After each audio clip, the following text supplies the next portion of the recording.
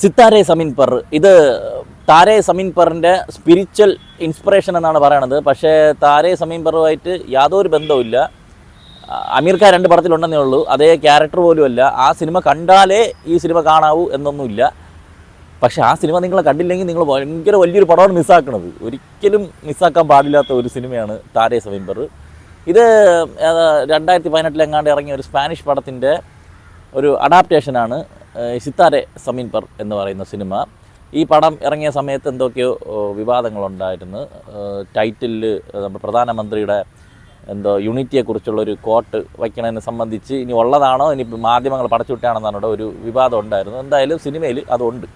അതുപോലെ തന്നെ sub title ഉണ്ടാവില്ല എന്നൊക്കെ പറഞ്ഞുകൊണ്ടുള്ള ചെറിയ ഇതൊക്കെ ഉണ്ടായിരുന്നു. ഒന്നുമില്ല, നല്ല തെളിവായിട്ടുള്ള വെണ്ണ പോലുള്ള സബ് ടൈറ്റിൽസ് സിനിമയിൽ കാണാൻ സാധിക്കും. ഈ പടത്തിനെ കുറിച്ച് പറഞ്ഞാൽ ഇത് താരെ സമീൻ പർ പോലെ ഒരു മഹാസംഭവം നമ്മൾ ഇമോഷണലി അത്രയ്ക്ക് ഹുക്ക് ചെയ്ത് പിടിച്ചിരുത്തുന്ന ഒരു സിനിമയൊന്നുമല്ല.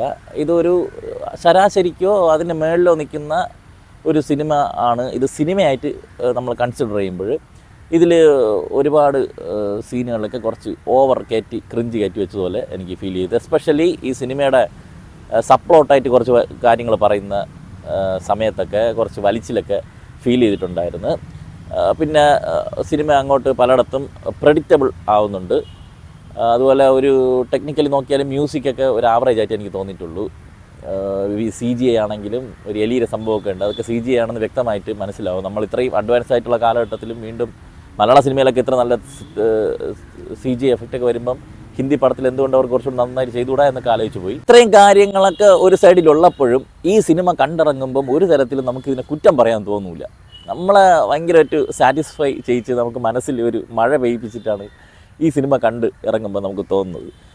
കാരണം ഇതിൽ കുറച്ച് പിള്ളേരുണ്ട്, സ്പെഷ്യലി ഏബിൾഡ് ആയിട്ടുള്ള കുറച്ച് കുട്ടികൾ.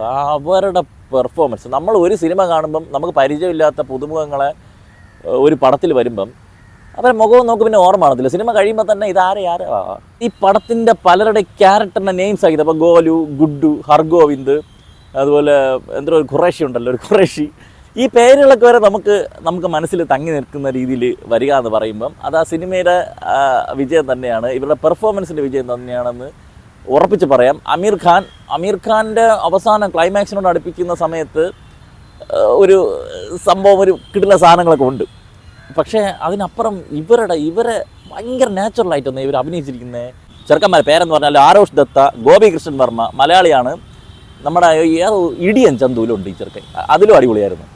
ഇപ്പം ഇടയ്ക്കിടയ്ക്ക് അമീർ ഖാനെ പോയിട്ട് ഹഗ് ചെയ്യുന്നുണ്ട്, ഒരു ഭാഗ്യത്തിലല്ലേ. വേദാന്ത് ശർമ്മ, നമൻ മിശ്ര, ഋഷി സഹാനി, ആശിഷ് പെൻസെ, സംവിത്ത് ദേശായി, സിമ്രാൻ മങ്കേഷ്കർ, അതാണ് ഗോലു, ടെററായിരുന്നു, ആയുഷ് ബൻസാലി, ഇവരൊക്കെയാണ് ഈ സ്പെഷ്യലി ഏബിൾഡ് ആയിട്ടുള്ള കുട്ടികൾ. ഈ പടത്തിൽ അമീർ ഖാൻ ഒരു പൊക്കം കുറഞ്ഞ വോളിബോളിൻ്റെ കോച്ചാണ്. അപ്പോൾ പുള്ളിക്കാരൻ എന്ന് പറഞ്ഞാൽ ഈഗോയിസ്റ്റിക് ആയിട്ടുള്ള, ഭയങ്കര അറഗൻ്റ് ആയിട്ടുള്ള, മറ്റുള്ളവരുടെ വാക്കുകൾക്ക് ഒരു വിലയും കൊടുക്കാത്ത ഒരു ഒരു ചോറിയ ഒരു കുണച്ച കഥാപാത്രം. അയാൾ ഇങ്ങനെ ഒരു ക്യാരക്ടർ രജിസ്റ്റർ ചെയ്ത് വളരെ പെട്ടെന്ന് തന്നെ ഒരു പ്രശ്നത്തിലേക്ക് പോവുകയാണ്. അപ്പോഴേ നമുക്ക് ഈ ക്യാരക്ടർ എസ്റ്റാബ്ലിഷ് ചെയ്ത് വെച്ചിരിക്കുന്നത് അത് ഭയങ്കര ഫോഴ്സ്ഡ് ആയിട്ട് എനിക്ക് തോന്നി. കാരണം ഈ ക്യാരക്ടറിന് കുറച്ച് തിരിച്ചറിവ് ഉണ്ടാവണം, അത് ഇന്ന രീതിയിലുള്ള തിരിച്ചറിവായിരിക്കണം. അതിന് വേണ്ടിയിട്ടാണ് ഈ പടം മുന്നോട്ട് പോകണമെന്നുള്ളത് കറക്റ്റായിട്ട് അപ്പോൾ തന്നെ നമുക്ക് പ്രെഡിക്റ്റബിൾ ആയിട്ടുണ്ട്. പക്ഷേ അത് നമുക്ക്, ഞാൻ പറഞ്ഞില്ല, ഈ പ്രെഡിക്റ്റബിലിറ്റി ഉണ്ടെങ്കിലും ഈ സിനിമ ഒരിടത്തും ബോറടിപ്പിച്ച് ഒന്നും ചെയ്തിട്ടില്ല. ഇടയ്ക്ക് കുറച്ച് ജനീലിയരൊക്കെ പോർഷൻ വരുമ്പോഴാണ് കുറച്ച് ലാഗായിട്ട് എനിക്ക് ഫീൽ ചെയ്തത്. പിന്നെ ഒരു അപ്പൂപ്പനുണ്ട്, ഈ ഒരു സർദാർജി. ഈ അപ്പൂപ്പൻ വന്നിരുന്നിട്ട് ക്ലാസ് എടുക്കും, ഇങ്ങനെ ക്രോമസോൺ അങ്ങനെയാണ് ഇങ്ങനെയാണ്. ഇതൊക്കെ നമുക്ക് ഓൾറെഡി നമ്മൾ കുറേ കാലം കൊണ്ട് കേട്ട്, പണ്ടത്തെ കാലഘട്ടമല്ലല്ലോ, ആൾക്കാർക്ക് കുറച്ച് കാര്യങ്ങളൊക്കെ അറിയാം ഇതെന്താ സംഭവം എന്നുള്ളത്. അത് വീണ്ടും വീണ്ടും പറയുമ്പോഴേക്കും കുറച്ച് സ്പൂൺ ഫീഡിങ് ആയിട്ട് ഫീൽ ചെയ്ത് അവിടെയൊക്കെ ഒഴിച്ച് കഴിഞ്ഞാൽ ബാക്കി ഭയങ്കര എൻഗേജിങ് ആണ് ഈ സിനിമ. അപ്പം ഇദ്ദേഹത്തിന് ഒരു ചില പ്രത്യേക സാഹചര്യത്തിൽ ഈ കുട്ടികളെ വോളിബോൾ ട്രെയിൻ ചെയ്യേണ്ടി വരികയാണ്. അപ്പോൾ ഇവർ തെക്കെന്ന് പറയുമ്പോൾ വടക്കോട്ട് പോകും. ഇങ്ങനെ ഇവിടെ ഇദ്ദേഹം കിടന്ന് പരിയിടുകയാണ്. പിന്നെ പതുക്കെ റിയലൈസ് ചെയ്ത് അതിലൊരു മെസ്സേജ് ഉണ്ട്. ഓരോരുത്തർക്ക് അവരുടേതായിട്ടുള്ള നോർമലുണ്ട്. നമ്മുടെ നോർമൽ ഇതാണ്, അവരുടെ നോർമൽ ഇതാണ്. ട്രെയിനിങ് എടുക്കാൻ വന്ന കോച്ചിനെ പിന്നെ അവർ ട്രെയിൻ ചെയ്ത് നന്നാക്കുന്ന ഒരവസ്ഥയാണ് പിന്നെ അങ്ങോട്ട് കാണുന്നത്. ഇത് ഞാൻ പറഞ്ഞത് സ്പോയിലർ ഒന്നും അല്ല, സിനിമയുടെ തുടക്കത്തിൽ തന്നെ നമുക്ക് മനസ്സിലാവും. പക്ഷേ ഇതെങ്ങനെ ഏതെന്നുള്ളതാണ് ഇതിൽ രസം. പക്ഷേ ഈ പറഞ്ഞ സ്ക്രീൻ പ്ലേയിലൊക്കെ ഇടയ്ക്കിടയ്ക്ക് കുറച്ച് ക്രിഞ്ച് ഫാക്ടേഴ്സ് വന്നിട്ടുണ്ട്, കുറച്ച് ഏച്ച് കെട്ടിയ പരിപാടിയൊക്കെ തോന്നിയിട്ടുണ്ട്. എന്നിരുന്നാലും നമുക്ക് ഞാൻ പറഞ്ഞില്ലേ ബോറടിക്കത്തൊന്നുമില്ല. നമുക്ക് സിനിമ കാണുമ്പോൾ അവസാനമൊക്കെ എത്തുമ്പോഴേക്കും ഒരു കിടിലൻ ഒരു അടിപൊളി ക്ലൈമാക്സാണ് അവർ ചെയ്തു വെച്ചിരിക്കുന്നത്. ആ ക്ലൈമാക്സിൽ ഒരു കാര്യം നമ്മൾ പ്രെഡിക്റ്റ് ചെയ്യും കേട്ടാ. ഒരു കാര്യം നമ്മൾ ഇതിപ്പോൾ ഇങ്ങനെയാണ് നടക്കുമ്പോൾ നോക്കിക്കൊന്നിട്ട് നമ്മൾ അടുത്തിരിക്കും, നമ്മളെ കൂടെ ആരെങ്കിലും ഉണ്ടെങ്കിൽ നമ്മൾ വെയിറ്റ് ഇട്ട് പറയും, ഇപ്പോൾ മറ്റോ നോക്കിക്കൊന്നു പറഞ്ഞിട്ട് നമ്മളിങ്ങനെ ഇതാരെങ്കിലുമൊക്കെ പറയും, നിങ്ങളെ കൂടെ ഒന്നിൽ നിങ്ങളെ പറയും, ഇല്ല നിങ്ങളെ കൂടെ ഇരിക്കണം ആരെങ്കിലും പറയും. ഇങ്ങനെ തള്ളിക്കൊണ്ടിരിക്കുന്ന സമയത്ത് അവർ അതിനനുസരിച്ചുള്ള നല്ലൊരു പണി വെച്ച് തന്നിട്ടുണ്ട്. അതെന്താണെന്ന് ഞാൻ പറയുന്നില്ല. അപ്പോൾ ഈ ക്ലൈമാക്സ് കഴിയുമ്പോഴേക്കും നമുക്കൊരു ഭയങ്കര ഒരു പോസിറ്റീവ്. അതിൽ ലാസ്റ്റ് അമീർ ഖാൻ്റെ കുറച്ച് ഒരു നൈസ് സാധനമുണ്ട്. അത് എത്ര പേര് ശ്രദ്ധിക്കുമെന്ന് അറിഞ്ഞൂടാ. അമീർ ഖാൻ മനസ്സില്ലാ മനസ്സോടെ ചെയ്യുന്ന കുറച്ച് പരിപാടികൾ, അത് ഭയങ്കര രസമാണ് അങ്ങനെ അത് ചെയ്തിരിക്കുന്നത്.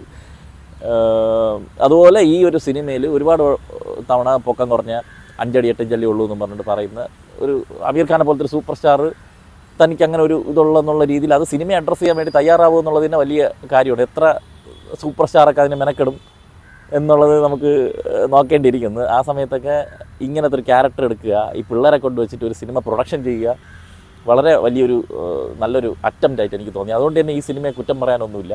ഈ സിനിമ പോയി കാണുക. ഈ സിനിമ OTT വരുമെന്നൊക്കെ സംശയമാണ്.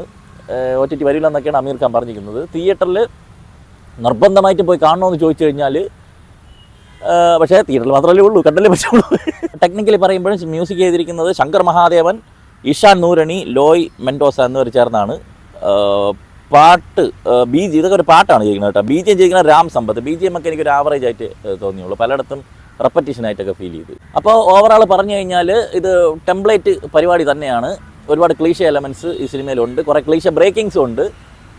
ഞാൻ പറഞ്ഞില്ലേ കുറച്ച് സാധനങ്ങളൊക്കെ കുറച്ച് ഓവർ നന്മ പരിപാടി കുറച്ച് കയറ്റി വെച്ചതുപോലെ എനിക്ക് ഫീൽ ചെയ്തിട്ടുണ്ടെങ്കിലും ഈ സിനിമയിൽ ഒരു പുതുമയുണ്ട്. അത് ഇതിൽ വന്നിരിക്കുന്ന പിള്ളേരാൾ അവർ നമ്മൾ ഭയങ്കര രസമുണ്ട് ഇതവരെ കണ്ടുകൊണ്ടിരിക്കാനായിട്ട്. ഭയങ്കര ക്യൂട്ടായിരുന്നു, ഭയങ്കര പോസിറ്റിവിറ്റി ഫീൽ ചെയ്യും. ഒരിടത്തും ഇതൊരു കുറവാണെന്നോ ഇവരെ വെച്ചിട്ട് ഇമോഷണലി കളിക്കാനോ ഇവരുടെ അങ്ങനെ ഒരു സാധനം ഈ പറഞ്ഞ് നോക്കിയില്ല. ഫുള്ള് പോസിറ്റീവാണ്. അതാണ് പോസിറ്റിവിറ്റി മാത്രം തരുന്ന, അതിനെ ഒരു മെലോ ഡ്രാമയിലോട്ട് കൊണ്ടുപോയി ചെയ്യില്ല. സിനിമയിൽ ഡ്രാമയുണ്ട്, എന്നിരുന്നാലും അവരെ വെച്ചിട്ട് ഒരു ഇങ്ങനെ സെൻറ്റിമെൻറ്റ്സ് മറ്റേത് മെലോ ഡ്രാമ അങ്ങനെ ഒരു ചെയ്യാത്തതിന് വളരെ ഒരു ഹാറ്റ്സ് ഓഫ് കൊടുക്കുകയാണ്. അതുകൊണ്ട് തന്നെ ഈ സിനിമ ഒരു വർത്ത് വാച്ചിങ് ആയിട്ടുള്ള ഒരു സിനിമയായിട്ട് എനിക്ക് ഫീൽ ചെയ്തിട്ടുണ്ട്. ആമസോൺ, ഫ്ലിപ്കാർട്ട്, അജിയോ, മിന്ത്ര മുതലായ ഓൺലൈൻ ഷോപ്പിംഗ് സൈറ്റുകളിലൊക്കെ കുറേ ഓഫർ ഡെയിലി വരുന്നുണ്ട്. അപ്പോൾ നിങ്ങൾ അറിയാതെ പോകുന്ന അത്തരം ഓഫറുകളൊക്കെ നമ്മുടെ വാട്സാപ്പ് ചാനലിൽ റെഗുലർലി അപ്ഡേറ്റ് ചെയ്യാറുണ്ട്. അപ്പോൾ താല്പര്യമുള്ളവർ നമ്മളെ വാട്സാപ്പ് ചാനൽ ഒന്ന് ഫോളോ ചെയ്തോളി. ലിങ്ക് ഫസ്റ്റ് കമൻറ്റിൽ പിൻ ചെയ്ത് വെച്ചിട്ടുണ്ട്. എന്തരാ വരട്ടെ.